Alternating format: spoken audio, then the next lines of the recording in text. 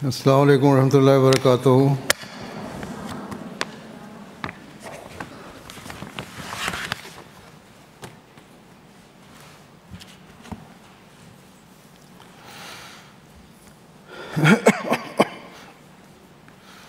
अशहदु अल्ला इलाहा इल्लल्लाह वहदहू ला शरीका लहू वअशहदु अन्ना मुहम्मदन अब्दुहु व रसूलुहु अम्मा बअदु फ़अऊज़ु बिल्लाहि मिनश शैतानिर रजीम। बिस्मिल्लाहिर रहमानिर रहीम। अल्हम्दुलिल्लाहि रब्बिल आलमीन अर्रहमानिर रहीम मालिकि यौमिद्दीन इय्याका नअबुदु व इय्याका नस्तईन इहदिनस सिरातल मुस्तक़ीम सिरातल लज़ीना अनअमता अलैहिम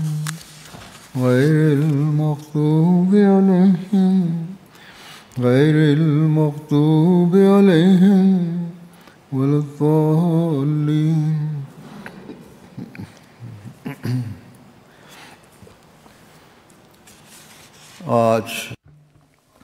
आज আপনারা জলসা সালানা জার্মানিতে অংশগ্রহণের জন্য একত্রিত হয়েছেন। এখন আমি দেখতে পাচ্ছি যে বহু হাজার সংখ্যায় মহিলারা সেখানে বসে আছেন। প্রত্যেক আহমদী নারীর একটি লক্ষ্য এবং উদ্দেশ্য রয়েছে, আর তা থাকা উচিত, যার অঙ্গীকার তারা করে থাকে, আর প্রত্যেক পুরুষও তা করে থাকে, যে তারা ধর্মকে জাগতিকতার উপর প্রাধান্য দেবে। এমটি এর লোকেরা জিজ্ঞেস করে জেনে নিন যে আওয়াজ সঠিকভাবে পৌঁছাচ্ছে কিনা। অতএব ধর্মকে জাগতিকতার উপর প্রাধান্য দেওয়ার জন্য আবশ্যক হলো নিজেদের দায় দায়িত্বের অনুভূতি নিজেদের মাঝে জাগ্রত করা, এবং আল্লাহ তাআলা যেসব নির্দেশাবলী দিয়েছেন, যে ধর্মের শিক্ষা আমাদের দিয়েছেন, তার উপর আমল করার সর্বাত্মক চেষ্টা করা। এর জন্য ধর্মের জ্ঞান অর্জন করা, এটিকে নিজেদের জীবনের একটি অংশে পরিণত করুন। যে কোনো সমাজ ব্যবস্থায় বা জাতির উন্নতি এর ভিত্তি অধিকাংশ ক্ষেত্রে সেই জাতির নারীদের উপর নির্ভর করে, কেননা নারীদের সংখ্যা সাধারণত পুরুষদের চেয়ে বেশি হয়ে থাকে, আর এই দিক থেকে তাদের দায়িত্ব বৃদ্ধি পায়। যদি নারীদের মান উন্নত হয়, তাহলে পরবর্তী প্রজন্ম আরও উত্তমভাবে লালিত পালিত হবে এবং নিজেদের জাতিগত রীতিনীতি এবং জ্ঞান অর্জন করে তার উপর আমল করবে। একই অবস্থা ধর্মের ক্ষেত্রেও প্রযোজ্য। যদি নারীদের মাঝে ধর্মীয় শিক্ষা থাকে এবং ধর্ম সম্পর্কে তারা আমলকারী হয়, তাহলে পরবর্তী প্রজন্মেও ধর্ম প্রচলিত থাকবে এবং ধর্মের প্রতি তাদের আকর্ষণ সৃষ্টি হবে। তাই ইসলাম নারীকে এক বিশেষ মর্যাদা দান করেছে, আর তাকে তার দায়িত্ব সম্পর্কে সচেতন করেছে। এ সম্পর্কে আমি প্রায়শই বলতে থাকি, কিন্তু যেই দৃষ্টি বা মনোযোগ থাকা উচিত তা হচ্ছে না। আমি পুরুষদেরও মনোযোগ আকর্ষণ করি যে নারীদের অধিকার প্রদান করুন এবং তাদেরকে ধর্মীয় শিক্ষা প্রদান করুন, এবং নারীদেরও দৃষ্টি আকর্ষণ করি যে তারা যেন ধর্মীয় জ্ঞান অর্জন করে এবং নিজেদের পরবর্তী প্রজন্মের সুরক্ষা নিশ্চিত করে। এই হীনমন্যতায় যেন না ভোগে যে ইসলামে তাদেরকে কম সম্মান দেয়া হয়েছে, বরং ইসলাম আপনাদেরকে অনেক বড় সম্মান প্রদান করেছে। মায়ের দিক থেকে, মা হওয়ার দিক থেকে তার একটি বিশেষ মর্যাদা রয়েছে, বোন হওয়ার দিক থেকে বিশেষ মর্যাদা রয়েছে, স্ত্রী হওয়ার দিক থেকে তার বিশেষ মর্যাদা রয়েছে। আর পুরুষদের আল্লাহ তাআলা সাধারণত বা সাধারণভাবেই হেদায়েত দিয়েছেন যে ওয়াশিরুহুন্না বিল মারুফ, অর্থাৎ নারীদের একটি মর্যাদা রয়েছে, তাই তাদের সম্মান করো এবং বৃথা অজুহাত সন্ধান করে তাদের কোনো প্রকার ক্ষতি করার বা মানসিকভাবে কষ্ট দেওয়ার চেষ্টা করো না, তাদের সাথে সদাচরণ করো। নারীরাই হলো সেই সত্তা যার কারণে তোমাদের ভবিষ্যৎ প্রজন্ম চলমান রয়েছে, কেননা সমস্ত মানুষ বা সবাই সব বিষয় সম্পর্কে অবগত থাকে না। অনেকে মনে করে যে তারা যদি কোনো কোনো বিষয়ে বাড়াবাড়ি করেও বসে তাহলে তা বৈধ, আর তারা এই বলে এটিকে বৈধতা দেওয়ার চেষ্টা করে যে যে নারী বা মহিলা অমুক অন্যায় করেছে, এই কারণে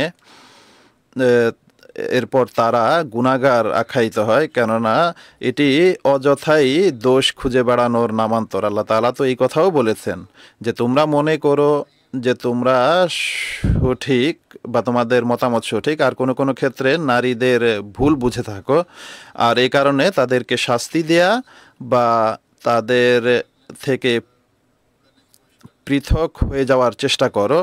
কিন্তু আল্লাহ তাআলা বলছেন যে তোমরা যদি কোনো বিষয় অপছন্দ করে থাকো তাহলে হতে পারে যে তা তোমাদেরই কল্যাণের জন্য হয়ে থাকবে, আর আল্লাহ তাআলা তাতে মঙ্গল নিহিত রেখেছেন। তাই সামান্য সামান্য বিষয়ে নারীদের কষ্ট দেওয়ার অজুহাত সন্ধান করো না এবং তাদেরকে কষ্ট দেওয়ার চেষ্টা করো না, কেননা যেই বিষয়টিকে তোমরা অপছন্দ করছো হতে পারে যে আল্লাহ তাআলা সেই বিষয়টিকেই পছন্দ করছেন।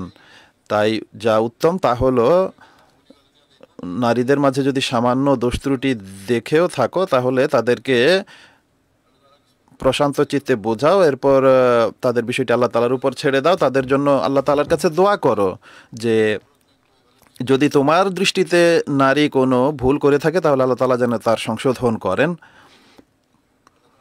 আল্লাহ তাআলা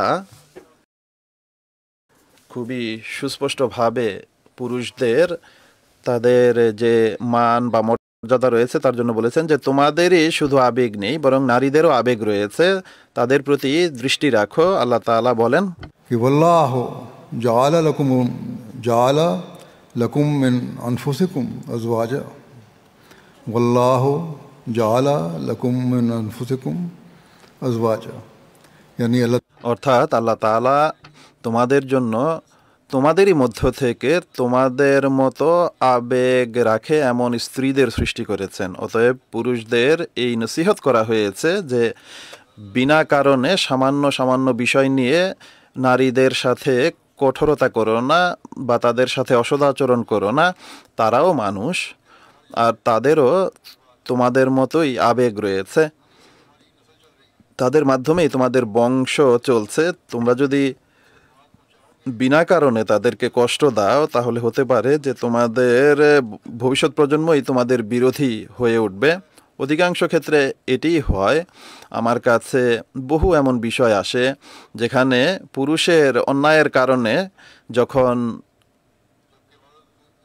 কিনা নারী আনুগত্য প্রদর্শনকারী হলেও পুরুষ নিজ ইচ্ছা বা বাসনা পূর্ণ করার জন্য বা নিজের আমিত্বের কারণে অনেক সময় অন্যায় করে বসে, এর ফলে এরপর সন্তানদের উপর এর মন্দ প্রভাব পড়ে, আর নারীর প্রতি অন্যায়ের কারণে সন্তান নিজ পিতার বিরোধী হয়ে যায়। এরপর এমন পিতারা অভিযোগ করে যে কেন নারীদের পক্ষ নেওয়া হচ্ছে, অথচ প্রথম পদক্ষেপ তারা নিজেরাই গ্রহণ করেছিল। যদি নারী ভুল করেও থাকে তাহলে পুরুষের উচিত ছিল ভালোবাসা ও নম্রতার সাথে তাকে বোঝানো, তার সংশোধনের চেষ্টা করা এবং এই বিষয়ের প্রতি লক্ষ্য রাখা যে আমরা বা আমাদেরকে পরবর্তী প্রজন্মের দেখাশোনা করতে হবে। অতএব আল্লাহ তাআলা বলেন যে নারীদের আবেগ অনুভূতির প্রতি লক্ষ্য রেখো এবং বিনা কারণে তাদের দোষ খোঁজার চেষ্টা করো না। অনুরূপভাবে এমনও নয় যে সমস্ত দোষ শুধু পুরুষদেরই, অনেক সময় কতক মহিলাও এমন থেকে থাকে যারা বিনা কারণেই অভিযোগ অনুযোগ আরম্ভ করে এবং নিজেদের অধিকারের কথা বলে বা সেই অজুহাতে ঘরে তারা ঝগড়া বিবাদ সৃষ্টির চেষ্টা করে।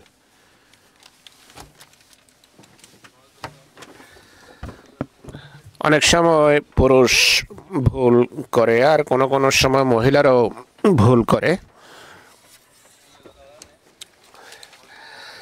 এ কারণে আল্লাহ তাআলা নরনারী উভয়কে বলেছেন তোমাদের উভয়েরই আবেগ অনুভূতি আছে, উভয়কে আল্লাহ তাআলা আবেগ অনুভূতি দিয়েছেন যেন একে অন্যকে মূল্যায়ন করতে শিখো। তেমন নারী যারা বিনা কারণে তুচ্ছাতি তুচ্ছ বিষয় নিয়ে ঘরে ফিতনা অশান্তি সৃষ্টি করে তাদের দেখা উচিত, ভাবা উচিত যে তাকওয়া কাকে বলে। তারা যদি ধর্মকে প্রাধান্য দেয় তাহলে সমস্যা দেখা দেবে না। একইভাবে যদি পুরুষ ধর্মকে প্রাধান্য দেয় তাহলে সমস্যা দেখা দেবে না। আর ঘরে এক সুন্দর এবং পবিত্র পরিবেশ সৃষ্টি হবে। আল্লাহ তাআলা এটিও বলেন নরনারী পুরুষ মহিলা পরস্পরের জন্য পোশাক স্বরূপ, অর্থাৎ একে অন্যের গোপনীয়তাও রক্ষা করে। এখানে নরনারী উভয়কে আল্লাহ তাআলা বলছেন যে গোপন বিষয় গোপনই থাকা উচিত। গোপন বিষয়ে ঝগড়া বিবাদ হলে তখন ব্যক্তিগত কথা বলে বেড়ানো উচিত নয় একে অন্যের। তাই এদিকে দৃষ্টি থাকা উচিত, মনোযোগ থাকা উচিত। একইভাবে স্বামী স্ত্রীর পারস্পরিক সুসম্পর্কের সুবাদে সমাজে তাদের পদমর্যাদাও বৃদ্ধি পায়, কেননা তারা পরস্পরের পোশাক পরস্পরের সম্মানের বিষয়ে শ্রদ্ধাশীল, পরস্পরকে তারা শ্রদ্ধা করে আর সন্তানদের জন্য উত্তম আদর্শ স্থাপন করে। সমাজে তারা এক দৃষ্টান্ত স্থাপন করে, আদর্শ দম্পতি হয়। অনেক সময় এর ফলে পুরুষের বিরুদ্ধেও কটাক্ষ করার সুযোগ হয় না, নারীদের বিরুদ্ধে কটাক্ষ করার সুযোগ হয় না। অতএব স্বামী স্ত্রী উভয়েরই দায়িত্ব আছে, নিজ নিজ দায়িত্ব তাদেরকে বুঝতে হবে। পুরুষের যেন নারীর অনুভূতিতে আঘাত না করে আর নারীও যেন পুরুষের অনুভূতিতে আঘাত না করে। আল্লাহ তাআলা বলছেন এর মাধ্যমে তোমাদের পারিবারিক জীবন সুন্দর হবে। তো এভাবে তোমরা তোমাদের ভবিষ্যৎ প্রজন্মকেও সুরক্ষিত করতে পারবে। বরং কোরআন বলে যদি কোনো সময় তালাক হয় বা খোলাও হয় তখনও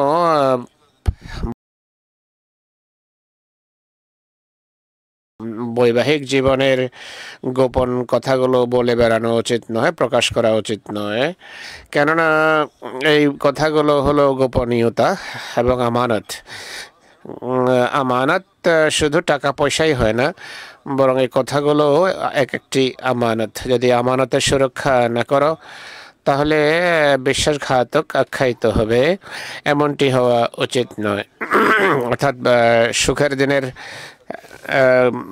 সুখের দিনে একে অন্যের সাথে যে অঙ্গীকার করেছ এবং হেফাজতের বা গোপনীয়তা রক্ষার যে অঙ্গীকার করেছ, এগুলো সম্পর্ক নষ্ট হলে এগুলো ভুলে যাওয়া উচিত নয়।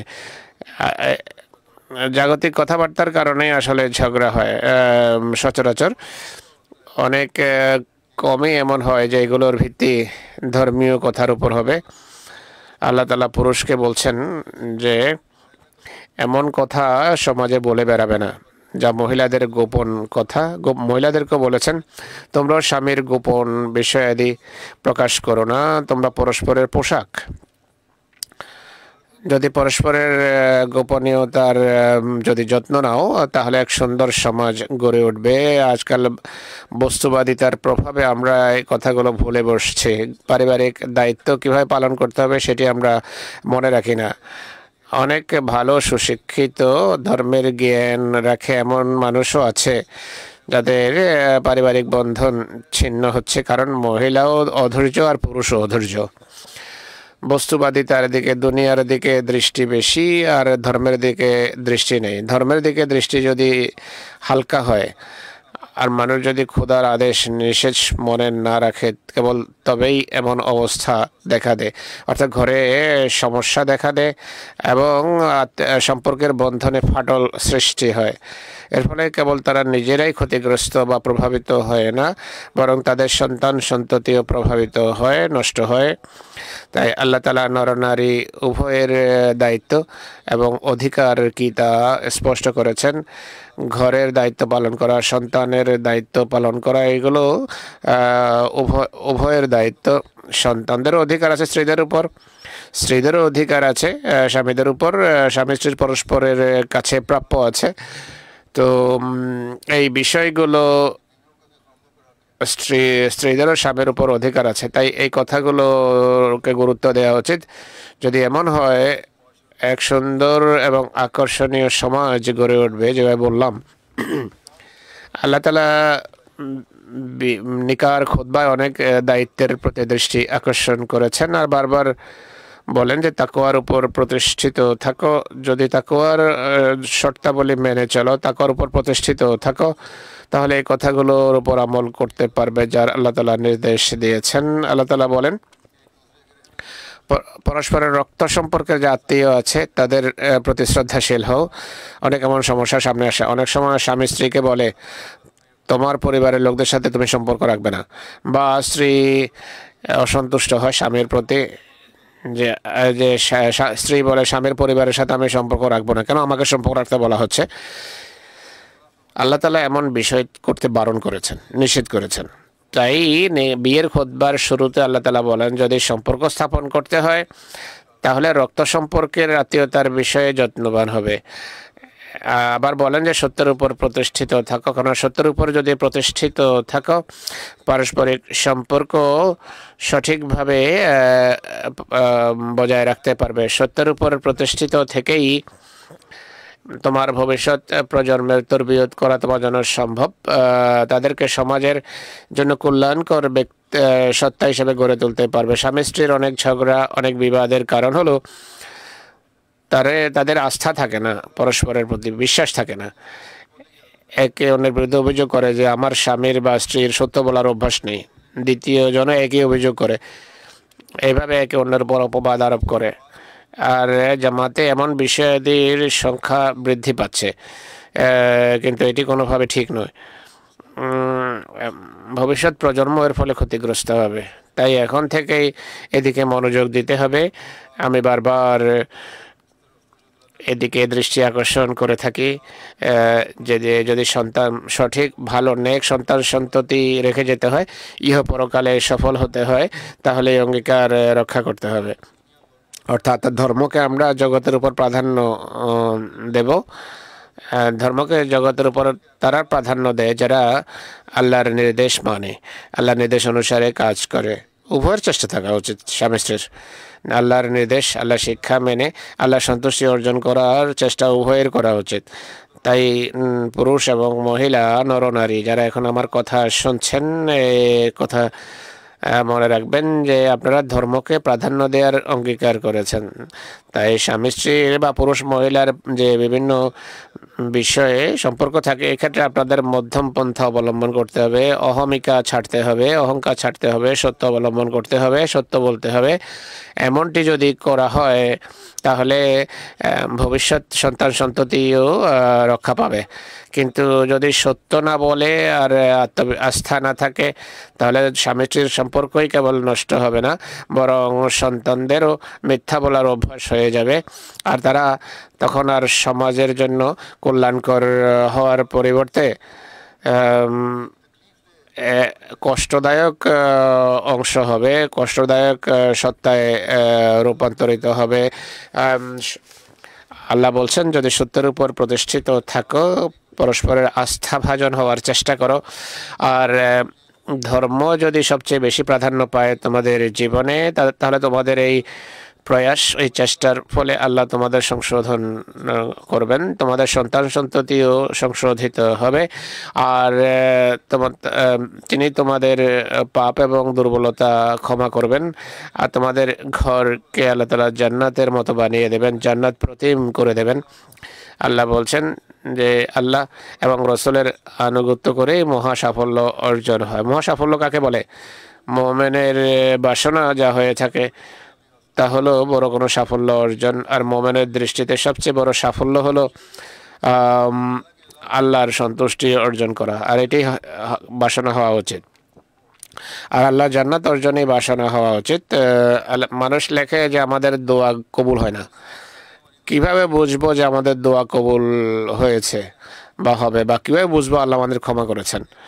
যদি আমরা নেক কাজ করে থাকি, পুণ্যের উপর প্রতিষ্ঠিত থাকি, আল্লাহর সন্তুষ্টি অর্জনের সর্বাত্মক চেষ্টা করি, আর ভবিষ্যতে কোনো ভুল না করার সংকল্প করি, আর শান্তির জন্য যদি কাজ করি, আল্লাহ সন্তুষ্টি অর্জনের জন্য ত্যাগ স্বীকার করে নিজেদের বৈধ অধিকার যদি ছেড়ে দেই, তাহলে আল্লাহ তাআলা সন্তুষ্ট হন। এমন লোকদের আল্লাহ তাআলা প্রভূত দানে ধন্য করেন। অতএব আল্লাহর জান্নাত অর্জন ততক্ষণ সম্ভব নয় যতক্ষণ নিজেদের আমলকে মানুষ বিশ্লেষণ না করবে।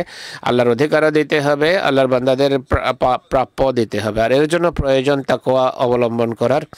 তাকওয়া সম্পর্কে কোরআনে বহু জায়গায় আল্লাহ তাআলা শিক্ষা দিয়েছেন। মসিহ মাউদ এই সম্পর্কে বারবার নসিহত করেছেন। তিনি বলেন, দুনিয়া জগৎ যেন তোমাদের লক্ষ্য না হয়, শুধু বস্তু জগৎ যেন উদ্দেশ্য না হয়, লক্ষ্য না হয়। তোমাদের উদ্দেশ্য শুধু এই বস্তু জগৎ না হয়, বরং ধর্ম তোমাদের প্রধান উদ্দেশ্য হওয়া উচিত। আর তখন বস্তু জগৎ ধর্মের জন্য সেবক হিসাবে কাজ করবে। যদি এই চিন্তা থাকে তাহলে দেখবেন যে একটা শান্তি এবং এক প্রশান্তি লাভ হবে আপনাদের। উন্নত বিশ্বে এসে, উন্নত দেশগুলোতে এসে মানুষের কামনা বাসনার বহর দীর্ঘ হতে থাকে, চাওয়া পাওয়ার বহর দীর্ঘ হয়ে যায়। বস্তুবাদী লোকদেরকে দেখে বস্তুবাদীদের দিকে আকর্ষণ বেড়ে যায়। কারো সুন্দর ঘর দেখলে ঘরের লোভ লালসা সৃষ্টি হয়, কারো ভালো কার দেখলে ভালো কারের লালসা সৃষ্টি হয়, কোনো নারীকে অলংকার পরিহিত দেখলে অলংকার কেনার ইচ্ছা হয়। তো এইসব বিষয়ে এড়িয়ে চলা উচিত, চেষ্টা করা উচিত যেন এইসব বিষয়ের পরিবর্তে খোদার সন্তুষ্টি আমাদের অর্জন হয়। রওয়ায়েতে আছে, হাদিসে আছে, একবার মহানবী সাল্লাল্লাহু আলাইহি ওয়াসাল্লাম নারীদের উদ্দেশ্যে বক্তৃতা করতে গিয়ে বলেন, হে নারীরা, হে মহিলারা, তোমরা রূপার অলংকার কেন বানাও না? শোনো, এমন মহিলা যে স্বর্ণের অলংকার বানায় আর অহংকার করে, অহংকারের সাথে মহিলাদেরকে দেখায় বা অপরিচিত পুরুষকে দেখায়, সেই মহিলাকে তার এই কাজের জন্য শাস্তি দেওয়া হবে, আযাব দেওয়া হবে। অনেক বড় সতর্কবাণী, এটি একটি সতর্কবাণী। সুতরাং এই কথা সামনে রাখতে হবে। আমাদের বাসনা, আমাদের কামনা, আমাদের গয়নার বাসনা, সম্পদের লালসা বা বাসনা গর্ব করার জন্য যেন না হয়, অহংকার করার জন্য যেন হয়। অলংকার পরা, গয়না পরা বৈধ। মহানবী সেই সময়কার পরিস্থিতির নিরিখে বলেছেন যে রূপার অলংকার পরো। তখন ইসলামের সম্পদের প্রয়োজন। যে সম্পদ নিজেদের জন্য ব্যয় করছো তা ইসলামের জন্য, ইসলামের সাহায্যের জন্য ব্যয় করা, এটাই মহানবী বলেছেন। কিন্তু স্বর্ণের অলংকার বা গয়না পরা নিষেধ নয়, কিন্তু গর্ব করো না। যদি আমরা গর্ব করি, অহংকার করি, তাহলে ধর্ম থেকে আমরা দূরে ছিটকে পড়ব। ধর্ম থেকে যদি দূরে চলে যাই তাহলে জলসার জন্য এখানে সমবেত হওয়ার, বক্তৃতা শোনা কোনো কাজের নয়। কেননা তাহলে এই কথাগুলোর যে কোনো প্রভাব পড়লো না আমাদের উপর, আর মাথায় শুধু তখন আমাদের এইটাই থাকবে যে এখানে আমরা নিজেদের গরিমা প্রকাশের জন্য এসেছি। আল্লাহ তাআলা অহংকার দেখানো মোটেই পছন্দ করেন না। তাই এর জন্য এক অব্যাহত চেষ্টার প্রয়োজন যেন আমরা আত্মসংশোধন করতে পারি, আর আমাদের ভবিষ্যৎ প্রজন্মেরও যেন সংশোধন করা সম্ভব হয়। এক ধার্মিক নারীর জন্য আবশ্যক হলো বিগলিত চিত্তে কাকুতি মিনতির সাথে নামাজ পড়া, নামাজকে জীবিত করা এবং বিনয়ের সাথে নামাজ পড়ার চেষ্টা করা উচিত। আল্লাহর দরবারে যখন হাজির উপস্থিত হয় এই চিন্তা নিয়ে উপস্থিত হওয়া উচিত যে আমার সামনে আমার আল্লাহ রয়েছেন। তখন এভাবে আল্লাহর কাছে চাওয়া উচিত, নিজের জন্য দোয়া করা উচিত, স্বামীর জন্য দোয়া করা উচিত, সন্তানদের জন্য দোয়া করা উচিত যে হে আল্লাহ, তুমি আমাদেরকে পুণ্যের উপর প্রতিষ্ঠিত রেখে থাকো, তুমি আমাদেরকে তুমি আমাদেরকে পুণ্যের উপর প্রতিষ্ঠিত করো, পুণ্যের উপর রাখো। তুমি আমাদেরকে পুণ্যের উপর প্রতিষ্ঠিত রাখতে পারো, রাখো। তুমি আমাদেরকে তৌফিক দাও, সামর্থ্য দাও যেন আমরা তোমার ইবাদত করতে পারি। আমাদেরকে ইবাদতের সামর্থ্য দাও। আমাদের সন্তান সন্ততিদের এবং আমাদের স্বামীদের এর উপর প্রতিষ্ঠিত রাখো। ইবাদতের দিকে যদি মনোযোগ থাকে তাহলে মানুষ বিভিন্ন বাজে কাজ, বৃথা কার্যকলাপ, নিরর্থক কাজ কর্ম, নিরর্থক চিন্তাধারা থেকে মুক্ত থাকে। নামাজ, ইস্তেগফার এবং আল্লাহর জিকিরের প্রতি যদি মনোযোগ থাকে, অনেক জাগতিক চাওয়া পাওয়া, কামনা বাসনা, অবৈধ কামনা বাসনা থেকে মানুষ রক্ষা পায়। আজকের যুগে শুধু টেলিভিশনের সামনে বসে বাজে নাটক দেখা বা ইন্টারনেট ও সোশ্যাল মিডিয়ায় বাজে প্রোগ্রাম দেখা থেকে, প্রোগ্রাম দেখলে মানুষের মন মস্তিষ্ক বিষিয়ে ওঠে আর মাথা থেকে তখন সারা শরীরে ছড়িয়ে পড়ে, আর এক পাপ থেকে অন্য পাপের তখন জন্ম হয়। আজকের যুগে যেখানে পৃথিবীর অবস্থা এমন যে মানুষ জাগতিকতায় হারিয়ে গেছে, জাগতিক কামনা বাসনাই একমাত্র লক্ষ্য এবং উদ্দেশ্য হয়ে গেছে, এমন পরিস্থিতিতে সব আহমদী নরনারীর চেষ্টা করা উচিত এসব নিরর্থক কাজ থেকে দূরে থাকা, ধর্মের প্রতি মনোযোগী হওয়া। কেননা আপনারাই সেই সকল লোক যারা হযরত মসিহ মওউদের হাতে বয়াত করে অঙ্গীকার করেছেন যে আমরা ধর্মকে জগতের উপর প্রাধান্য দেব, আল্লাহর বাণী, আল্লাহর পয়গামকে সারা বিশ্বে প্রচার করব। অতএব আপনারা যদি আল্লাহর বাণী এবং শিক্ষাকে পৃথিবীতে প্রচার করতে হয়, সর্বপ্রথম আপনাদের আত্মসংশোধন করতে হবে, আল্লাহর সাথে নিজের সম্পর্ক বন্ধন দৃঢ় করতে হবে, জাগতিক অবৈধ কামনা বাসনাকে ঝেড়ে ফেলতে হবে। তাই ভাবুন, চিন্তা করুন আর অঙ্গীকার করুন যে ভবিষ্যতে আপনারা নিজেদের মাঝে এক বিপ্লব আনবেন, বিপ্লব সৃষ্টি করবেন। আর এই বিপ্লব শুধু নিজের পরকালকে সুনিশ্চিত করার জন্য নয়, বরং এই পৃথিবীকেও সঠিক পথে ফিরিয়ে আনতে হবে। পৃথিবী এখন ধ্বংসের দিকে অগ্রসর হচ্ছে, আর এই ধ্বংস থেকে কেবল তারাই রক্ষা পেতে পারে যারা খোদার সাথে সম্পর্ক রাখবে, নতুবা খোদার শাস্তি এসে গেলে সবাই তাতে পিষ্ট হয়। তাই এটি থেকে বাঁচার চেষ্টা করা উচিত। হযরত মসিহ মাউউদ আলাইহিস সালাম বলেছেন যে সর্বত্র আগুন রয়েছে, কিন্তু আগুন থেকে তাদেরকে রক্ষা করা হবে যারা মহাবিশ্বের অধিকারী, খোদাকে ভালোবাসে। অর্থাৎ সেই খোদার সাথে সম্পর্ক রাখতে হবে। তার জন্য নামাজ সুন্দর করে পড়তে হবে, সাজিয়ে গুজিয়ে পড়তে হবে, নেক কাজ করতে হবে, মানুষের প্রাপ্য দিতে হবে, স্বামীকে স্ত্রীর অধিকার দিতে হবে, স্ত্রীকে স্বামীর প্রাপ্য দিতে হবে, সন্তানদের অধিকার দিতে হবে এবং নিজেদের ঘরকে নেক এবং পবিত্র সমাজে রূপ দিতে হবে। যদি এগুলো করেন আপনারা ইনশাআল্লাহ ক্রমাগতভাবে উন্নতি করবেন। আর যদি এই চিন্তা চেতনা নিয়ে আপনারা ইবাদত করেন তাহলে ইবাদতের প্রতিও মনোযোগ নিবদ্ধ হবে। অনেকে প্রশ্ন করে যে মনোযোগ কিভাবে নিবদ্ধ রাখা যায় ইবাদতে।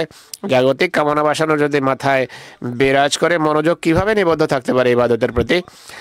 তখন তো নামাজেও মনোযোগ এইদিকেই থাকবে। তাই নামাজে দোয়া করুন যে আল্লাহ আমাদেরকে, আমাদের সন্তান সন্ততিকে এবং আমাদের স্বামীদের যেন এগুলো থেকে মুক্ত রাখেন, আমাদের ভাই বোনদের পিতামাতাকে যেন আল্লাহ তাআলা এগুলো থেকে দূরে রাখেন। আমরা যেন বিশুদ্ধ একনিষ্ঠ ভাবে ধর্ম অনুসরণ করি, বাজে কাজ থেকে নিজেরা বিরত থাকুন। আর এই দোয়া করুন যে আমরা সবাই যেন এটি থেকে মুক্ত থাকি। অতীতে বলা হতো যে মহিলারা বেশি কথা বলে, কিন্তু এখন পুরুষদের অবস্থাও একই। তারা বাজে কথা আর বাজে বৈঠকে বসে সময় নষ্ট করে আর বৃথা কাজকর্মে লিপ্ত হয়। নারীদের সংশোধনের পরিবর্তে নিজেরা ক্রমশ বিকৃতির অনুসরণ করছে। এর কারণে অনেক সময় মহিলারা অভিযোগ করে যে পুরুষ আমাদেরকে বলে পর্দা ছেড়ে দাও, অমুক বৈঠকে মজলিসে বা অমুক সোসাইটিতে বসা। যদি এইটি পুরুষের অবস্থা হয় তাহলে পুরুষ কখনো বলতে পারে না যে পুরুষের এই কথা বলার অধিকার নেই যে মহিলারা যেন আমাদের আনুগত্য করে। এমন পুরুষের অনুগত হতে পারে না নারীরা। কিন্তু এখানে মহিলাদের জন্য একটি চ্যালেঞ্জ, তাদের এটি দেখা উচিত যে কিভাবে স্বামীর সংশোধন করা যায়। কেননা নারীরা ঘরকে শান্তির কেন্দ্রস্থলে পরিণত করে সন্তানদের ভবিষ্যৎ সুনিশ্চিত করতে হবে, সন্তানদের জন্য ত্যাগ স্বীকার করতে হবে, বিভিন্ন রীতি অবলম্বন করতে হবে। চেষ্টা করুন যে কিভাবে স্বামীর সংশোধন করা যায়। যদি স্বামী বিকৃতির শিকার হয়, স্ত্রীদের উচিত তাদের সংশোধন করা।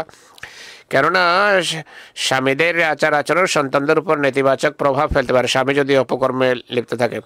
তাই ভবিষ্যৎ প্রজন্মকে রক্ষা করার জন্য স্বামীদেরকেও ভ্রান্ত কাজ থেকে রক্ষা করার চেষ্টা করতে হবে। নিজেদের ভবিষ্যৎ প্রজন্মকে বাঁচানোর জন্য তাদেরকে নেকি বা নেক কাজের নসিহত করুন যদি সঠিক পথে না থাকে। অনেক সময় এক বিরোধী প্রবাহ আরম্ভ হয়ে যায়।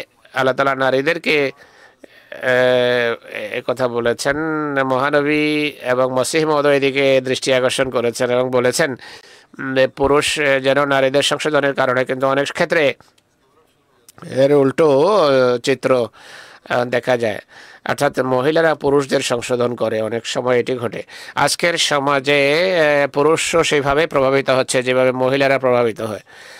অতএব যদি মহিলারা নিজেদের দায়িত্ব সম্পর্কে সচেতন হয়, কেবল পুরুষের নয় নিজেদের সন্তান সন্ততিরও সংশোধন করতে পারবে। ভবিষ্যৎ প্রজন্মকে রক্ষা করা সবার জন্য আবশ্যক, নতুবা এমন ধ্বংসযজ্ঞ নেমে আসবে যা আমরা ভাবতেও পারবো না, যা ধারণাও করা যায় না। একইভাবে নারীদের জন্য আরেকটি নির্দেশ আছে, তাহলে মহিলাদেরকে বলা হয় জাকাত দেবে। মহিলাদের জন্য জাকাতের নির্দেশ এই জন্য দেওয়া হয়েছে কেন তাদের কাছে গয়না এবং অলংকার থাকে। মহানবী তো বলেছিলেন যে রূপার অলংকার পরো, স্বর্ণের অলংকার যদি আপনারা গয়না যদি পরেন জাকাতও দিতে হবে।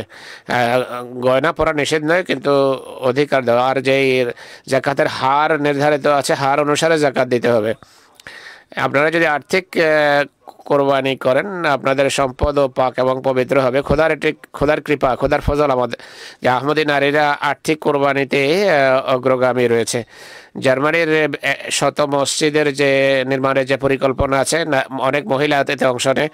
এছাড়াও কোনো মহিলা তাদের গয়না এবং অন্যান্য জিনিস আর্থিক কোরবানি করতে গিয়ে দিয়ে দেয়। আল্লাহর কৃপায়, আল্লাহর ফজলে এই চেতনা, এই প্রেরণা অনেক নারীর মাঝে রয়েছে। কিন্তু একই সাথে আমরা চিন্তা করি যে অনেক মহিলা জাগতিকতার ক্ষেত্রে সীমা ছাড়িয়ে যাচ্ছে। যদি এটি বৃদ্ধি পেতে থাকে তাহলে কোথাও এমন না হয় যে ধর্মীয় চেতনা হারিয়ে যাবে আর বস্তুবাদিতাই সামনে আসবে। আজ মহানবী বলেছেন এমন মানুষ এবং এমন মহিলা কোথাও বড় বড় পাপে না জড়িয়ে যায়। তাই আত্মরক্ষার চেষ্টা করা উচিত। সবসময় ধর্মকে বস্তু জগতের উপর প্রাধান্য দেওয়ার বিষয়ে সচেষ্ট থাকা উচিত। আর এই উদ্দেশ্যে সব ত্যাগ স্বীকারে প্রস্তুত থাকা উচিত।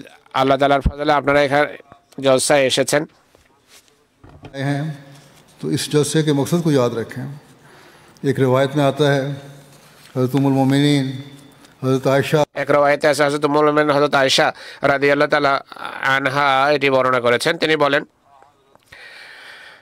একবার মহানবী মসজিদে আসেন, সেখানে এক গোত্রের এক মহিলা যে গয়না পরে রেখেছিল, বড় গর্ব এবং সুন্দর পোশাক সাজসজ্জা নিয়ে মসজিদে প্রবেশ করে, গর্বের সাথে মসজিদে প্রবেশ করে। মহানবী বলেন যে হে লোক সকল, তোমাদের নারীদের গয়না পরিধান এবং মসজিদে গর্বের সাথে অহংকারের সাথে এভাবে চলাফেরা করতে নিষেধ করো। পুরুষকে নসিহত করেন, একই সাথে মহিলাদেরকেও তিনি নসিহত করেছেন। তিনি বলেন বনি ইসরাইলের উপর শুধু এই কারণেই বনি ইসরাইলকে অভিসম্পাত করা হয়েছে, তাদের মহিলারা গয়না অলংকার পরে গর্বে মসজিদে এসে গর্ব এবং অহংকার প্রদর্শন আরম্ভ করে, ইবাদত গাহে গর্ব এবং অহংকার প্রদর্শন করা আরম্ভ করে।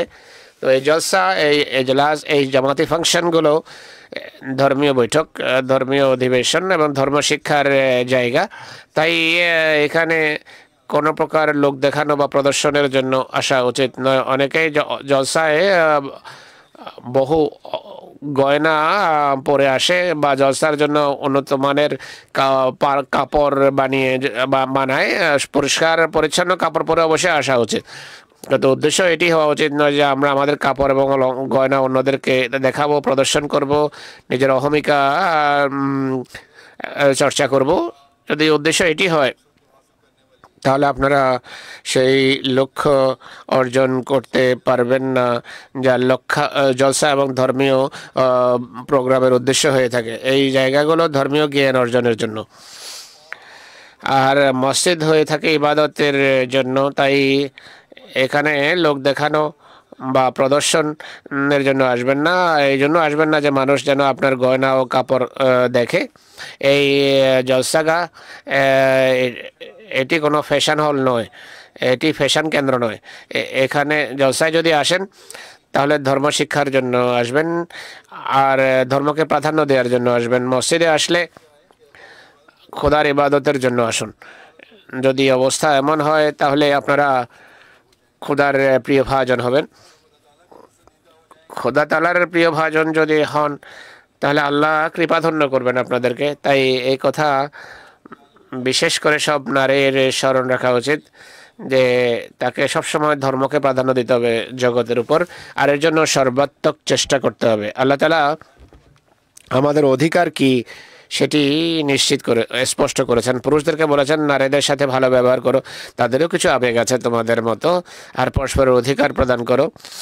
আল্লাহ তাআলা আমাদের আরও অনেক অধিকার দিয়েছেন, তাই এর কৃতজ্ঞতা স্বরূপ, কৃতজ্ঞতার বহিঃপ্রকাশ স্বরূপ আবশ্যক হলো আমাদের নেকি এবং সন্তানদের পুণ্যের মানকে উন্নত করা, আল্লাহ সন্তুষ্টি অর্জনের চেষ্টা করা, ধর্মকে বস্তুবাদিতার উপর প্রাধান্য দেওয়ার বিষয়ে সচেষ্ট হওয়া। মহানবী সাল্লাল্লাহু আলাইহি ওয়াসাল্লাম মহিলাদের নসিহত করতেন, বিশেষভাবে এই বিষয়গুলোর বিষয়ে তিনি উপদেশ দিতেন। তাই মহানবীর নিবেদিত প্রাণ দাস হযরত মসিহ মাউদ আলাইহিস সালাতু ওয়াস সালাম, যিনি মহানবীর ভবিষ্যৎবাণী অনুসারে এসেছেন, তাকে আল্লাহ তাআলা পাঠিয়েছেন পূর্ববর্তীদের সাথে পরবর্তী যুগের লোকদেরকে মিলানোর জন্য। মহানবী প্রথমে দুনিয়াদার, অহংকারী, জাগতিকতাকে প্রাধান্য দানকারী লোকদের মাঝে মহানবী এমন এক পবিত্র পরিবর্তন এনেছেন যে তাদের মাঝে ইবাদত গুজার নারীর জন্ম হয়েছে। এমন নারীদের জন্ম হয়েছে যারা সারা রাত ইবাদত করতেন। এমন নারী সামনে এসেছেন যারা আর্থিক কোরবানি করতেন। এমন মহিলারা সামনে এসেছেন যারা ধর্মের খাতিরে জিহাদ করতেন। অতএব মসিহ মউদের আগমনের উদ্দেশ্য হলো জামাতে আহমদিয়া এমন নারী সৃষ্টি হওয়া যারা ধর্মকে বস্তু জগতের উপর প্রাধান্য দেবে, ইবাদতের উন্নত মানে উপনীত হবে, আর্থিক কোরবানি করবে, সন্তানদের নেক তরবিয়ত করবে, ঘরকে শান্তির নীড়ে পরিণত করবে, নিজের কর্ম এবং তাবলীগের মাধ্যমে ইসলামের বাণী পরিবেশে প্রচার করবে এবং এমন এক সমাজ গড়ে তুলবে যা বাহ্যত এইখানে, অর্থাৎ ইউরোপের সমাজ যা উন্নত সমাজ, সেই সমাজ যেন দেখে যে উন্নত চরিত্র আহমদীদের, উন্নত চরিত্র আহমদী নারীদের, আহমদী নারী তারা যারা আর্থিক কোরবানি করতে পারে, যারা ধর্মকে জাগতিকতার উপর প্রাধান্য দেওয়ার উদ্দেশ্যে সকল কোরবানি করতে প্রস্তুত, আর যাদের প্রধান উদ্দেশ্য হলো খোদা সন্তুষ্টি অর্জন করা। এটি সেই বিষয় যা পৃথিবীতে শান্তি প্রতিষ্ঠা করতে পারে। পৃথিবীতে যে আজকে অশান্তি বিরাজমান, এর কারণ হলো মানুষের কোনো তরবিয়ত নেই, মানুষের সুশিক্ষা নেই। তারা তরবিয়তের জন্য সেই মা পায়নি যে মা তাদেরকে বলবে যে আল্লাহর সন্তুষ্টি কাকে বলে। অতএব আপনারা সেই মা যারা ভবিষ্যৎ প্রজন্মকে এই কথা বলবে যে খোদার সন্তুষ্টি যদি অর্জন করো তবেই সফল হবে। আর সফল হলে এই পৃথিবীতে সকল সাফল্য তোমাদের পদচুম্বন করবে আর খোদার দরবারে তোমরা পুরস্কার পাবে। অতএব হযরত মসিহ মাউদ যে জামাত সৃষ্টি করেছেন আর আখিরিনদের জামাতকে পূর্ববর্তীদের সাথে মেলানোর জন্য আল্লাহ যে তাকে পাঠিয়েছেন, এর জন্য আমাদেরকে নেক কাজ করতে হবে। চেষ্টা করতে হবে, পরিশ্রম করতে হবে। এই দৃষ্টিকোণ থেকে সব আহমদী নারীর ওপর অনেক বড় দায়িত্ব বর্তায়। এই দায়িত্ব পালনের প্রতি মনোযোগ দিতে হবে। অনেক কথা বলার প্রয়োজন নেই। যদি মৌলিক কথা আমরা বুঝি যে আমাদের জীবনের উদ্দেশ্য কি, এটি যদি বুঝি, অর্থাৎ আমাদেরকে তাকওয়ার পথে চলতে হবে, ইবাদতের উন্নত মানে অধিষ্ঠিত হতে হবে, তবে আল্লাহ ফজল করবেন। আল্লাহ নারীদেরকে যে একটি বিশেষ পদমর্যাদা দিয়েছেন, সকল নেক কাজে পুণ্যকর্মে পুরুষের মতো তাকে প্রতিদানও দেওয়া হবে। যেভাবে পুরুষ পুরস্কার পাবে, নারীরাও পাবে। যেভাবে পূর্বে বলেছি, আল্লাহ তাআলা বলেন যেভাবে পুরুষের আবেগ অনুভূতি আছে, একইভাবে নারীদেরও আবেগ অনুভূতি রয়েছে। আরও অনেক অধিকার রয়েছে। আল্লাহ তাআলা বলেন যে পুরুষ যে পুরস্কার পায়, নারীরাও সে একই পুরস্কারই পায়। কিছু এমন কথা রয়েছে যার প্রভাবে আমাদের মেয়েরা, নারীরা প্রভাবিত হয়, যেমন পর্দা করা বা হায়া বা লজ্জাশীলতার সুরক্ষা। এক মহিলা লিখেছেন, এক মহিলা আমাকে লিখেছেন যে আমি তোমাদের মজলিসে যোগ দিতে পারি না, কেননা তোমরা নারীদের স্বাধীনতা দাও না। পর্দার কথা বলো এবং লজ্জাশীল পোশাক, লজ্জাশীলতা বা শালীনতার কথা বলো। আমি তাকে বুঝিয়েছি, হুজুর বলছেন, আমি জানি না তার উদ্দেশ্য কি। আমাদের এদেরকে বোঝাতে হবে যে বিষয়কে তোমরা স্বাধীনতা বলে থাকো, স্বাধীনতা মনে করো, সেটিকে আমরা নির্লজ্জতা মনে করি। এর ফলে পাপের প্রসার হয়। এর ফলাফল আজকে সামনে আসছে তোমাদের সমাজে। আমি যুক্তরাজ্যের জলসায়ও মহিলাদের বক্তৃতায় বলেছিলাম, মহিলাদের উদ্দেশ্যে বক্তৃতা করতে গিয়ে এই কথা বলেছিলাম যে আপনাদের লজ্জাবোধের সুরক্ষা করতে হবে। কিভাবে করবেন? মসিমত বলেছেন পর্দা সম্পর্কে আপত্তি করা হয়, কিন্তু পর্দা তো কোনো জেলখানা নয়, কারাগার নয়। এটি শুধু একটি বাধা, যেন হোঁচট খাওয়া থেকে রক্ষা পায় এবং পাপের জন্ম না হয়। কেননা অপরিচিত পুরুষ ও নারী যদি কোনো লাগামহীনভাবে মেলামেশা করে, তাহলে আবেগের বশবর্তী হয়ে হোঁচট খেতে পারে, পাপের জন্ম হতে পারে। তাই এক নেক এবং পবিত্র পরিবেশ গড়ে তোলার জন্য আমাদের চিন্তাধারা যেন পবিত্র হয়, পাক হয়, এর জন্য এমন কাজ করা দরকার যার ফলে হোঁচট খাওয়ার আর সম্ভাবনা থাকবে না, স্লিপ করার সম্ভাবনা থাকবে না। আল্লাহ তাআলা অনেক নসিহত করেছেন, অনেক। আল্লাহ বলেন নিজের লজ্জাস্থানের সুরক্ষা করো, আমানতের হেফাজত করো, অঙ্গীকার রক্ষা করে চলো। পুরুষ মহিলা উভয়কে বলা হয়েছে এই কথা, যেন এক পবিত্র সমাজ গড়ে ওঠে। পূর্বেই বলেছে সবাই যদি তাকওয়া অনুসরণ করে, মহিলারা কে বলে, তবে এটি সম্ভব। আল্লাহ তাআলা আমাদেরকে এমন এক সমাজ গড়ে তোলার তৌফিক দিন যা তাকওয়ার অনুসারী হবে, যে সমাজ হবে পবিত্র এবং খোদার নেয়ামত অর্জনকারী হবে। যারা এভাবে চেষ্টা করে যদি খোদার নেয়ামতের উত্তরাধিকারী হয়, আল্লাহ তাআলা অবশ্যই ফজল করেন। মসিহ ইসলাম বলেছেন, আল্লাহ তাআলা বলেন যে ব্যক্তি খোদাকে ভয় করে, যে খোদাকে ভয় করতে থাকবে, খোদা তাকে এমনভাবে জীবিকার ব্যবস্থা করবেন আল্লাহ তাআলা, সে বুঝবেও না যে কোত্থেকে জীবিকার ব্যবস্থা হলো। আয়াত ওয়া ইয়াত্তাকিল্লাহা ইয়াজআল লাহু মাখরাজা ওয়া ইয়াত্তাকিল্লাহা ইয়াজআল লাহু মাখরাজা ওয়া ইয়ারযুকহু মিন হাইসু লা ইয়াহতাসিব। এই আয়াতের ব্যাখ্যায় মসিমউদ বলছেন, আল্লাহ তাআলা এমনভাবে জীবিকার ব্যবস্থা করেন মুত্তাকিদের যে মানুষ ভাবতেও পারে না। তিনি বলেন রিজিকের কথা বিশেষভাবে কেন উল্লেখ করা হলো? এই কারণে যে অনেকে হারাম সম্পদ উপার্জনের চেষ্টা করে হারামভাবে। এরা যদি আল্লাহর নির্দেশ মেনে চলে, তাকেও অবলম্বন করে, তবে আল্লাহ তাআলা স্বয়ং তাদের জীবিকার ব্যবস্থা করবেন। অনেকে মনে করে যে যদি আমরা দুনিয়ার পেছনে না ছুটি, তাহলে রিজিকের ঘাটতি দেখা দেবে, বা মনে করে যে জাগতিক রিজিকই সব কিছু। আল্লাহ বলছেন না, যদি তোমাদের মাঝে অল্পে তুষ্ট থাকার অভ্যাস থাকে আর আল্লাহ সন্তুষ্টি অর্জনের জন্য চেষ্টা যদি তোমাদের অব্যাহত থাকে, তাহলে আল্লাহ তাআলা তোমাদের অনেক অঢেল দেবেন। তিনি আরো বলছেন যে আল্লাহ তাআলা বলেন ওয়াহুয়া ইয়াতাওয়াল্লা সালেহিন, যেভাবে মা সন্তানের অভিভাবক হয়ে থাকেন, একইভাবে আল্লাহ তাআলা বলেন যে আমি পুণ্যবান লোকদের অভিভাবক বা তত্ত্বাবধায়ক হয়ে থাকি। তাই এই ধারণাও ভুল যে যদি আমরা তাকওয়া অনুসরণ করি আর বস্তুবাদিতার পেছনে না চলে তাহলে রিজিকের অভাব দেখা দেবে, এমন নয়। আল্লাহ রিজিক দেন আর আমাদের হেফাজতও করেন। এই কারণে তো আল্লাহ দোয়া শিখিয়েছেন যে ইয়্যাকা না'বুদু ওয়া ইয়্যাকা নাস্তাঈন, এই দোয়া করো যে হে আল্লাহ, আমরা তোমারই তো ইবাদত করি এবং তোমার ইবাদত করতে চাই, তোমার কাছে সাহায্য চাই যে আমাদেরকে প্রকৃত অর্থে ইবাদত করার তৌফিক দাও। যদি এভাবে দোয়া করেন আপনারা আর আল্লাহর কাছে সাহায্য চান, তাহলে আল্লাহ তাআলা অবশ্যই অশেষ কৃপাশীল। তিনি আপনাদের রিজিকে প্রাচুর্য দেবেন, আপনাদের সন্তান সন্ততিতে বরকত দেবেন, ঘরকে আশিসময় করবেন। এর ফলে সুন্দর এবং পবিত্র সমাজ গড়ে উঠবে। আপনার এই সুন্দর সমাজ প্রতিষ্ঠার জন্য আল্লাহ করুন এবং ঘরকে শান্তিপূর্ণ করার জন্য, সন্তানের ভবিষ্যৎকে সুনিশ্চিত করার জন্য আর আল্লাহ সন্তুষ্টি অর্জনের জন্য আল্লাহ করুন যেন আপনারা সর্বাত্মক চেষ্টা করেন এই জলসা আগমনের যে উদ্দেশ্য রয়েছে সেটি যেন বাস্তবায়িত হয়, অর্থাৎ ধর্মকে জাগতিকতার উপর প্রাধান্য দেওয়ার উদ্দেশ্য যেন পূর্ণ হয়, আল্লাহ সন্তুষ্ট অর্জনের উদ্দেশ্য যেন অর্জিত হয়। এটি এক আহমদীর জীবনের উদ্দেশ্য হওয়া উচিত।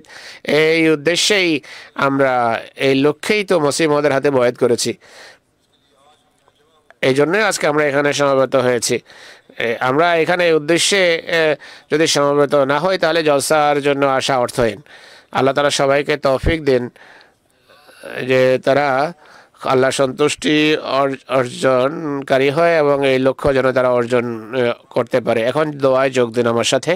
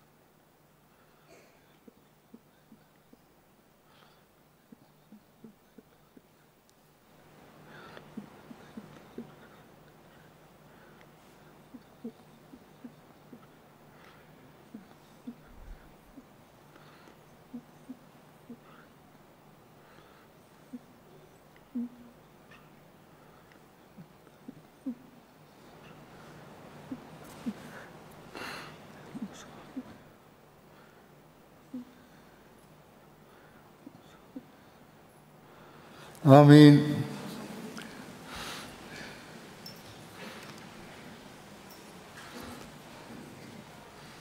हाँ जी, अगला क्या